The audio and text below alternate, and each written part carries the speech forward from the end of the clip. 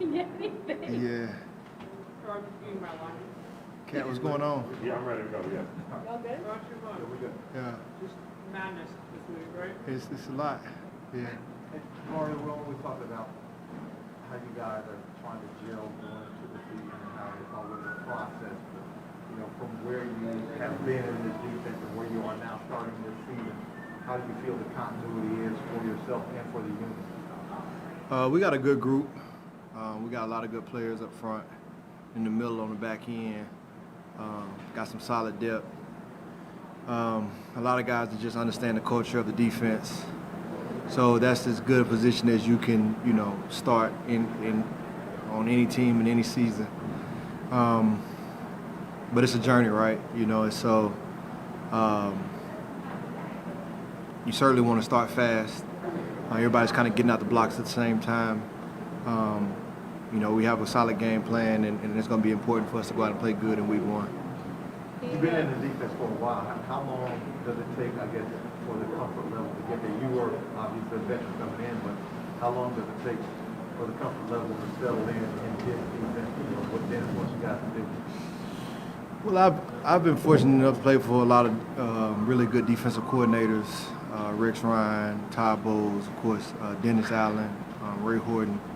And the thing that I've seen with defensive coordinators who've had a ton of success, I think, you know, it's kind of two of the same principles, the kill and the kiss. Keep it simple, stupid, and keep it learnable and likable. And I think when you have defenses like that, you know, it's easy to kind of come in and pick up and understand the concepts. And before you can play fast, you have to learn what to do. And I think, you know, the systems this system in particular is one that, you know, you can pick it up, especially from guys coming from different organizations where a lot of the concepts are played. They may just be called different things. So. Ryan said on Monday that he's going to play. It's not on the injury report. How amazing is that, just knowing how severe his injury was on Christmas, and he's back and locked and loaded and ready to go? Well, I just think it speaks to his professionalism. It speaks to how serious he takes his craft. You know, the time and the energy and commitment that it would have took for anybody to return from that type of injury, and especially the time that he's done it in, and to return, you know, better than when he left. I mean, to see him out there moving around, he looks more fluid than when he first arrived, and so he definitely is a difference maker in our defense. So we're better when we have him on the field.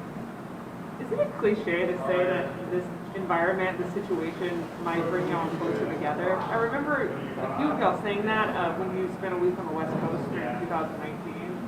Is it at all similar to that feeling? Yeah, the difference about, you know, NFL and college, even though you spend a lot of time at work, is when guys depart, they all kind of go their separate ways. Everybody have different lifestyles.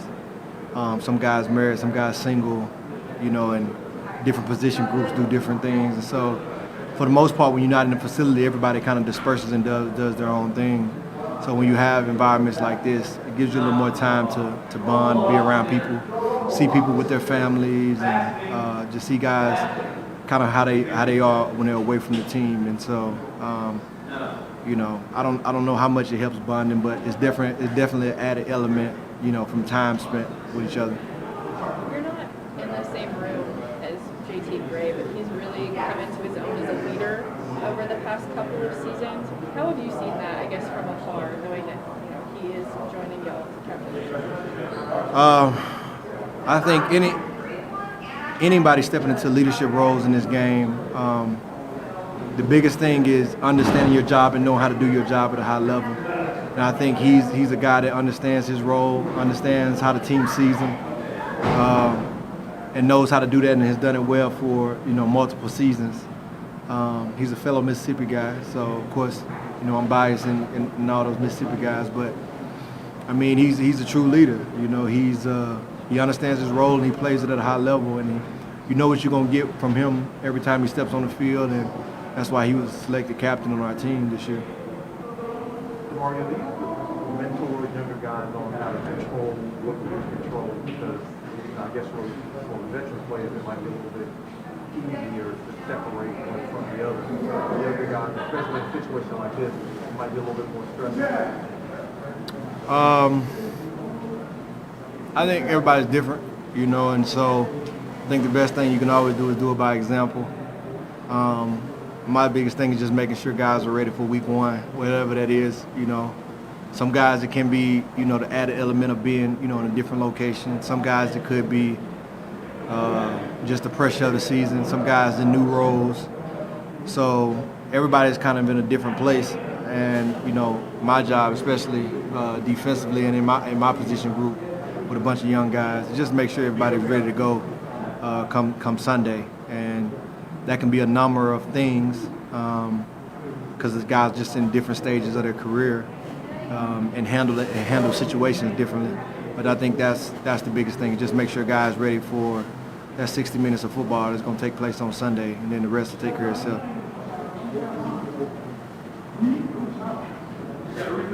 All good? All right, guys, be blessed. We're going to have Alvin next.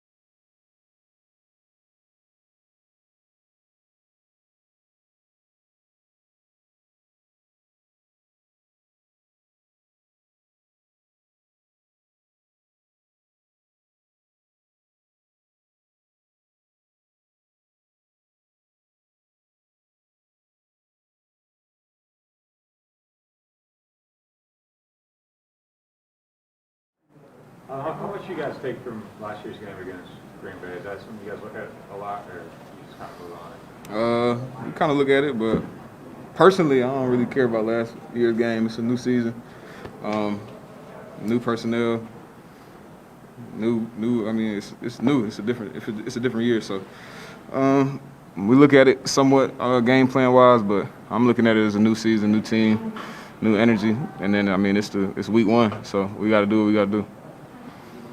Yeah, like during the training camp with the fans, but I don't know if you paid attention to it, but there were like more number 41 jerseys than any other, more than number 9 and all that. But what does this kind of mean to you to be sort of the face of the franchise now? Yeah, I mean, I always see 41 jerseys because it's my jersey, so you know I'm like aware of that. But as far as the number or whatever, I mean, it's definitely love, and I appreciate it. And I mean, face of franchise, whatever you want to call it.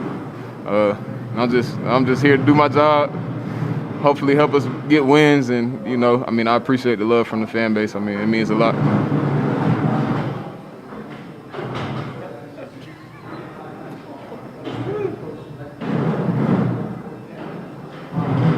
Is there a lot of responsibility or expectations that come with that, you feel like? Same old. Do me.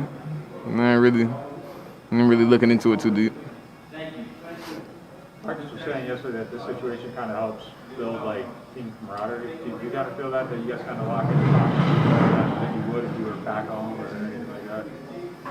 I'd rather be in New Orleans. I'd rather be in New Orleans. I mean, I feel like we got a close locker room regardless of if we're locked in a hotel than if we're at home and in New Orleans, like regular scheduled program. But I mean, I don't really care for the Dallas thing and TCU and all that. Beautiful facilities. Thankful that we could be here. You know, of course, circumstance. You know, we got to be here. But I mean, I'm ready to go home. Does it kind of feel like endless training camp? You said, does it feel like what? Like endless training camp. Like, Yeah, it is. Back to hotel life, you're back to the hotel life. Yeah, it is what it is. Now, given that element, can you get a comfort zone in a situation like this where you kind of take a deep breath and say, okay, I'm relaxed, or do you kind of feel, is it always in the back of your head, it's nice, but I'd rather be home? I mean, yeah, it's nice. I'd rather be home, but any situation I'm in, I make it mine. So it is what it is. We got to deal with it. We still got a game to play. Don't nobody care. How do you feel like New Orleans might be? Is it the perfect fit for you, or you think you would just fit in wherever you ended up? I would like to think I'll fit in wherever I went, but I mean, obviously, with like I've said it before, with being in this system, I mean, it's helped me tremendously with Sean and you know, having Drew those first couple years, and you know, just being able to have a coach that you know understands and utilizes my skill set. I don't mean the team. I mean more the city itself. Though. Is that something you feel like?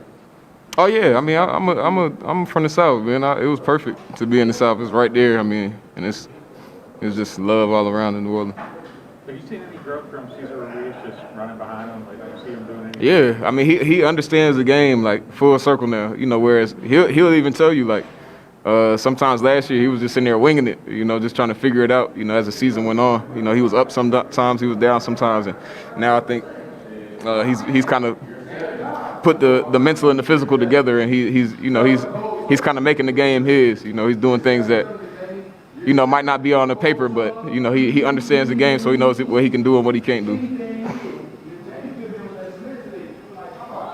Cool. Yeah.